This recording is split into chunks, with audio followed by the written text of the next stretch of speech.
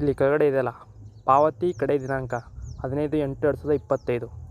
ಈ ಡೇಟ್ ಒಳಗೆ ನೀವು ಪೇಮೆಂಟ್ ಮಾಡಿದ್ರಪ್ಪ ಅಂದ್ರೆ ನಿಮ್ಗೆ ಯಾವುದೇ ಥರ ಇಂಟ್ರೆಸ್ಟ್ ಬೀಳಲ್ಲ. ಇನ್ ಕೇಸ್ 15ನೇ ತಾರೀಕು ಆದ್ಮೇಲೆ ನೀವು ಒಂದಿನ ಲೇಟ್ ಪೇಮೆಂಟ್ ಮಾಡಿದ್ರೂ ಕೂಡ ಆ ಒಂದಿಂದು ಇಂಟ್ರೆಸ್ಟ್ ಕೂಡ ನಿಮಗೆ ಬೀಳ್ತಿರ್ತದೆ. ಆ ಸಲಕ್ಕೆ ಈ ಪಾವತಿ ಕಡೆ ದಿನಾಂಕ ಏನಿರ್ತಲ್ಲ, ಈ ವಿದಿನ್ ಡೇಟ್ ಒಳಗೆ ನೀವು ಪೇಮೆಂಟ್ ಮಾಡಬೇಕು. ಇದೇ ನೋಡಿರಿ ಎಲೆಕ್ಟ್ರಿಸಿಟಿ ಬಿಲ್. ಇದ್ರಾಗ ಭಾಳ ಪ್ಯಾರಾಮೀಟ್ರ್ ಇರ್ತಾವೆ. ಏನೇನು ಪ್ಯಾರಾಮೀಟ್ರ್ ಇರ್ತಾವೆ, ಹೆಂಗೆ ಕ್ಯಾಲ್ಕುಲೇಷನ್ ಅಂತಂತನೇ ಭಾಳ ಮಂದಿಗೆ ಗೊತ್ತಿರಲ್ಲ. ಈ ವಿಡಿಯೋದಾಗ ಇದು ಫುಲ್ ಕಂಪ್ಲೀಟಾಗಿ ಎಕ್ಸ್ಪ್ಲೇನ್ ಮಾಡ್ತೀನಿ. ಸ್ಟೆಪ್ ಬೈ ಸ್ಟೆಪ್ ಒಂದು ಎಲ್ಲ ಎಕ್ಸ್ಪ್ಲೇನ್ ಮಾಡ್ಕೊತೀನಿ.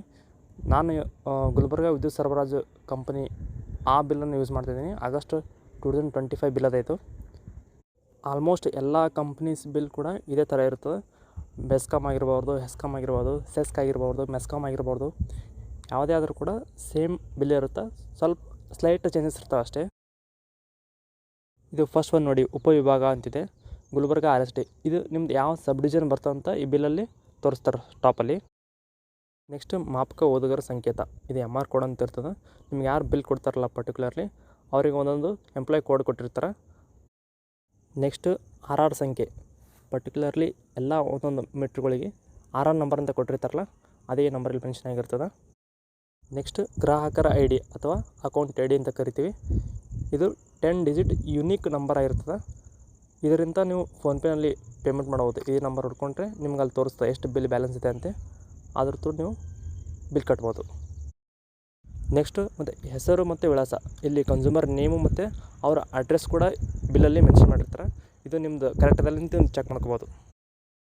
ನೆಕ್ಸ್ಟು ಜಕಾತಿ ಟ್ಯಾರಿಫ್ ಅಂತ ಕರಿತೀವಿ.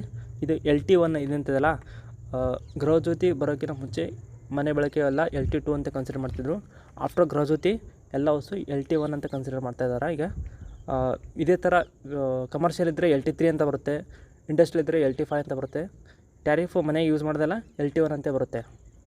ನೆಕ್ಸ್ಟು ಮಂಜೂರಾತಿ ವಿದ್ಯುತ್ ಪ್ರಮಾಣ, ಶಾರ್ಟ್ ಫಾರ್ಮಲ್ಲಿ ಬರೆದಾರೆ 0.25 kW. ಇದಕ್ಕೆ ಸ್ಯಾಂಕ್ಷನ್ ಲೋಡ್ ಅಂತ ಕರಿತೀವಿ. ನೆಕ್ಸ್ಟ್ ಅಲ್ಲಿ ರೀಡಿಂಗ್ ಎಂಟ್ರಿ ಮಾಡುವಾಗ ದಾಖಲಾತಿ ವಿದ್ಯುತ್ ಪ್ರಮಾಣ ಅಂತಿದೆ ನೋಡಿ, ಅಲ್ಲಿ ಮಂಜೂರಾತಿ ವಿದ್ಯುತ್ ಪ್ರಮಾಣಕ್ಕಿಂತ ಜಾಸ್ತಿ ಏನಾದರೂ ದಾಖಲಾತಿ ಆದರೆ MD ಪೆನಾಲ್ಟಿ ಬೀಳೋ ಚಾನ್ಸಸ್ ಇರುತ್ತೆ. ಓದುವ ದಿನಾಂಕ, ರೀಡಿಂಗ್ ಡೇಟ್ ಅಂತ ಕರಿತೀವಿ. 1/8/2025 ಅಂದರೆ ಎವ್ರಿ ಮಂತ್ 1ನೇ ತಾರೀಕು ಬಿಲ್ ತಂದು ಕೊಡಬೇಕು ಅವ್ರು ನಮ್ಗೆ. ಇದು ರೀಡಿಂಗ್ ಡೇಟ್ ಆಗಿರ್ತದೆ. ಬಿಲ್ ನೀಡಿದ ದಿನಾಂಕ 3/8/2025. ನಮಗೆ ಅವ್ರು 1ನೇ ತಾರೀಕು ಬಿಲ್ ಕೊಡಬೇಕಿತ್ತು, 3ನೇ ತಾರೀಕು ಕೊಟ್ಟಿದ್ದಾರೆ. 2 ಡೇಸ್ ಲೇಟ್ ಆಗಿದೆ. ಬಟ್ ನಮಗೆ ಅವರು 15 ಡೇಸ್ ಟೈಮ್ ಕೊಡೋದು 1ನೇ ತಾರೀಕಿಂದನೇ ಟೈಮ್ ಕೊಟ್ಟಿರ್ತಾರೆ. ಆ ಸಲಕ್ಕೆ ನಾವು 15ರೊಳಗೆ ನಾವು ಬಿಲ್ ಕಟ್ಟಬೇಕು. 15ರ ನಂತರ ಬಿಲ್ ಕಟ್ಟಿದ್ರೆ ಇಂಟ್ರೆಸ್ಟ್ ಬೀಳುತ್ತೆ. ಇಂಟ್ರೆಸ್ಟ್ ಎಷ್ಟು ಬೀಳುತ್ತೆ ಅಂದ್ರೆ 1% ಪರ್ ಮಂತ್. ನೀವು ಎಷ್ಟು ದಿನ ಲೇಟ್ ಮಾಡಿರ್ತೀರಲ್ಲ ಆ ಫ್ರ್ಯಾಕ್ಷನ್ ಆಫ್ ಡೇಸಿಗೆ ಕನ್ವರ್ಟ್ ಮಾಡಿಕೊಂಡು ಅಷ್ಟು ಇಂಟ್ರೆಸ್ಟ್ ಹಾಕ್ತಾರೆ. ಬಿಲ್ ಸಂಖ್ಯೆ, ಇದು ಬಿಲ್ ಏನು ಜನರೇಟ್ ಆಗಿರ್ತಲ್ಲ ಅದಕ್ಕೊಂದು ನಂಬರ್ ಇರ್ತದೆ. ಇದೇನು ಅಷ್ಟು ಇಂಪಾರ್ಟೆಂಟ್ ಇಲ್ಲ ಬಿಡಿ. ಪ್ರೀವಿಯಸ್ ಕನ್ಸಂಪ್ಷನ್ 154 ಅಂತಿದೆಯಲ್ಲ, ಲಾಸ್ಟ್ ಮಂತ್ ನಾವು ಎಷ್ಟು ಯೂನಿಟ್ ಯೂಸ್ ಮಾಡಿವಿ ಅಂದ್ರೆ 154 ಯೂನಿಟ್ ಯೂಸ್ ಮಾಡಿವಿ. ಅದು ಕೂಡ ಬಿಲ್ಲಲ್ಲಿ ಮೆನ್ಷನ್ ಇರ್ತದೆ. And previous paid amount and date ಅಂತಿದೆ ನೋಡಿ, ನಾವು ಲಾಸ್ಟ್ ಅಮೌಂಟ್ ಎಷ್ಟು ಕಟ್ಟಿದ್ವಿ ಮತ್ತು ಯಾವ ಡೇಟಿಗೆ ಕಟ್ಟಿದ್ವಿ ಅದು ಕೂಡ ಬಿಲ್ಲಲ್ಲೇ ಇರ್ತದೆ. ಗೃಹಜ್ಯೋತಿ ನೋಂದಣಿ ದಿನಾಂಕ 30/6/2023 ಗೃಹಜ್ಯೋತಿ ರಿಜಿಸ್ಟ್ರೇಷನ್ ಆಗಿದೆ, ಆ ಡೇಟ್ ತೋರಿಸುತ್ತಲ್ಲಿ. ಆಮೇಲೆ ಸರಾಸರಿ FY 22-23 ಅಂತಿದೆ ನೋಡಿ, ಫೈನಾನ್ಷಿಯಲ್ ಇಯರ್ 22-23ನಲ್ಲಿ ಏನೇನು ಕನ್ಸಂಪ್ಷನ್ ಯೂಸ್ ಮಾಡಿದಿರಲ್ಲ ಅದರದ್ದು ಎವ್ರೇಜ್ 196 ಯೂನಿಟ್ಸ್ ಇದೆ ಈ ಬಿಲ್ಲಲ್ಲಿ.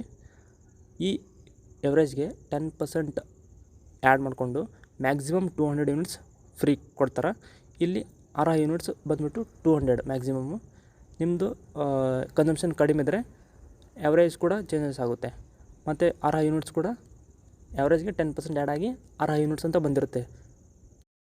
ನೆಕ್ಸ್ಟ್ ಸೆಕ್ಷನ್ ಬಂದುಬಿಟ್ಟು ಇದರಲ್ಲಿ ರೀಡಿಂಗ್ ಎಂಟ್ರಿ ಮಾಡಿ ತೋರಿಸಿರ್ತಾರೆ. ಹಾಲಿ ಮಾಪನ ಅಂದರೆ ಪ್ರೆಸೆಂಟ್ ರೀಡಿಂಗ್.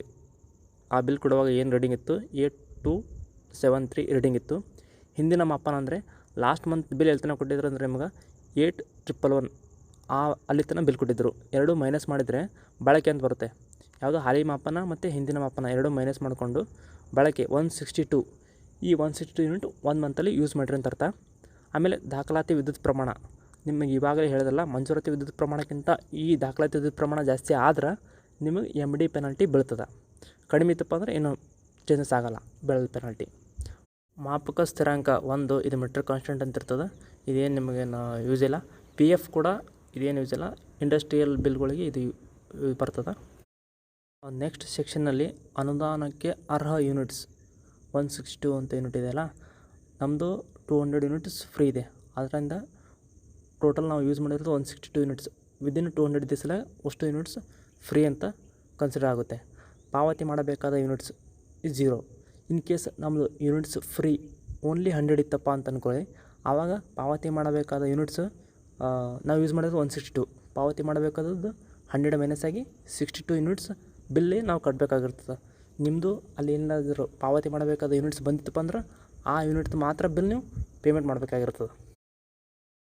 ಓಕೆ, ಈಗ ಬರೋದು ನೆಕ್ಸ್ಟ್ ಸೆಕ್ಷನ್ನು ಕ್ಯಾಲ್ಕುಲೇಷನ್ ಸೆಕ್ಷನ್ ಬರ್ತದೆ ಎಲ್ಲ. ಇಲ್ಲಿ ನಾವು ಫಸ್ಟಿಗೆ ಕ್ಯಾಲ್ಕುಲೇಟ್ ಮಾಡೋದು ಬಿಲ್ ಯಾವುದಪ್ಪ ಅಂದ್ರೆ ನಾವು ಯೂಸ್ ಮಾಡಿರೋ ಯೂನಿಟ್ಸ್ ಏನಿದೆ ಅಲ್ಲ 162, ಆ ಯೂನಿಟ್ಸ್ ಬಿಲ್ ಆಗುತ್ತೆ. ಇದು ಕೊಟ್ಟಿದ್ದಾರೆ ನೋಡಿ, ಬಳಸಿದ ಬಿಲ್ ಮೊತ್ತ ಅಂದರೆ ಫಸ್ಟಿಗೆ ನಿಗದಿತ ಶುಲ್ಕ ಅಂತಿದೆ. ಫಿಕ್ಸ್ಡ್ ಚಾರ್ಜಸ್ ಅಂತ ಕರಿತೀವಿ ಇಂಗ್ಲೀಷ್ನಲ್ಲಿ. ನಮ್ಮದು 1 ಕಿಲೋವ್ಯಾಟ್ಗೆ 145 ರುಪೀಸ್ ಇದೆ. ಅದು ಮಿನಿಮಮ್ ಚಾರ್ಜ್. ನಾವು ಯೂಸ್ ಮಾಡಲಿ ಬಿಡಲಿ 145 ರುಪೀಸ್ ಕಟ್ಟಲೇಬೇಕಂತ ಅರ್ಥ. ನೆಕ್ಸ್ಟ್ ವಿದ್ಯುತ್ ಶುಲ್ಕ ಅಂದರೆ ಎನರ್ಜಿ ಚಾರ್ಜಸ್ ಅಂತ ಕರಿತೀವಿ. ಟೋಟಲಾಗಿ 162 ಯೂನಿಟ್ಸ್ ಯೂಸ್ ಮಾಡಿದ್ದೀವಲ್ಲ, 1 ಯೂನಿಟ್ಗೆ 5 ರೂಪಾಯಿ 80 ಪೈಸಾ ರೇಟ್ ಇದೆ ಟ್ಯಾರಿಫ್ ಪ್ರಕಾರ. ಅದರಿಂದ 939.60 ಎನರ್ಜಿ ಚಾರ್ಜಸ್ ಆಯಿತು. ನೆಕ್ಸ್ಟೇ ಇಂಧನ ವಿದ್ಯುತ್ ಹೊಂದಾಣಿಕೆ ಶುಲ್ಕ ಅಂತ ಬರುತ್ತೆ, FAC ಅಂತ ಕರಿತೀವಿ, ಫ್ಯೂಯಲ್ ಅಡ್ಜಸ್ಟ್ಮೆಂಟ್ ಕಾಸ್ಟ್. ಇದು 1 ಯೂನಿಟ್ಗೆ 21 ಪೈಸಾ ಇದೆ. 162 ಯೂನಿಟ್ಸ್ಗೆ 34.02 ಆಯಿತು. ನೆಕ್ಸ್ಟು ಪೆನ್ಷನ್ ಆ್ಯಂಡ್ ಗ್ರ್ಯಾಚ್ಯುಟಿ ಶುಲ್ಕ ಅಂತ ಬರುತ್ತೆ, ಪಿಂಚಣಿ ಮತ್ತು ಗ್ರ್ಯಾಚ್ಯುಟಿ ಶುಲ್ಕ. ಇದು 1 ಯೂನಿಟ್ಗೆ 36 ಪೈಸಾ ಕನ್ಸ್ಯೂಮರಿಂದನೇ ಕಲೆಕ್ಟ್ ಮಾಡ್ತಾಯಿದ್ದಾರೆ. ಅದು 162 ಯೂನಿಟ್ಸ್ಗೆ 58 ರೂಪಾಯಿ ಆಯಿತು. ಅದು ಕೂಡ ಅಲ್ಲಿ ಮೆನ್ಷನ್ ಇದೆ. ತೆರಿಗೆ 9% ಇದೆಯಲ್ಲ, ವಿದ್ಯುತ್ ಶುಲ್ಕ ಮೇಲೆ ಏನಾಗಿರ್ತದೋ ಆ ಅಮೌಂಟ್ ಮೇಲೆ 9% ಟ್ಯಾಕ್ಸ್ ಬೀಳುತ್ತೆ. ಆಮೇಲೆ ಉಪಮೊತ್ತ 1 ಟೋಟಲಾಗಿ ಇವೇನೆಲ್ಲ 145 to 84.56 ಏನಿದೆಲ್ಲ ಎಲ್ಲ ಟೋಟಲು 1261.50 ಆಯಿತು. ನೆಕ್ಸ್ಟ್ ಕ್ಯಾಲ್ಕುಲೇಷನ್ ಪಾರ್ಟ್ ಬಂದುಬಿಟ್ಟು ಗೃಹಜ್ಯೋತಿ ಅನುದಾನ. ನಾವು ಟೋಟಲಾಗಿ 162 ಯೂನಿಟ್ಸ್ ಯೂಸ್ ಮಾಡಿದ್ವಿ, ಅದ್ರ ಮೇಲೆ ಫಸ್ಟ್ ಕ್ಯಾಲ್ಕುಲೇಷನ್ ಆಯಿತು. ಸೆಕೆಂಡಲ್ಲಿ ಕೂಡ ನಮ್ಮ ಗೃಹಜ್ಯೋತಿ ಅನುದಾನ ಎಷ್ಟಿದೆ ಅಂದರೆ ಫುಲ್ 162 ಯೂನಿಟ್ಸ್ಗೆ ಫ್ರೀ ಐತಿ. ಅದರಿಂದ ಸೇಮ್ ಕ್ಯಾಲ್ಕುಲೇಷನ್ ಇರ್ತದೆ, no difference. In case Gruhajyothi ಅನುದಾನ 100 ಯೂನಿಟ್ಸ್ ಇತ್ತು ಅಂತ ಅಂದ್ಕೊಳ್ಳಿ, ಇಲ್ಲಿ 100 ಯೂನಿಟ್ಸ್ಗೆ ಮಾತ್ರ ಕ್ಯಾಲ್ಕುಲೇಷನ್ ಆಗಿರ್ತಿತ್ತು. ಟೋಟಲಿ ಉಪಮೊತ್ತ 2 ನೀವು 100 ಯೂನಿಟ್ಸ್ಗೆ ಎಷ್ಟು ಫ್ರೀ ಬರಬೇಕಿತ್ತಲ್ಲ ಅಷ್ಟು ಇಲ್ಲಿ ಮೆನ್ಷನ್ ಆಗಿರ್ತಿತ್ತು. ಇಲ್ಲಿ ನೆಕ್ಸ್ಟ್ ಸೆಕ್ಷನ್ನಲ್ಲಿ ಬಿಲ್ ಮೊತ್ತ ಅಂತಿದೆ ನೋಡಿ, 1 - 2.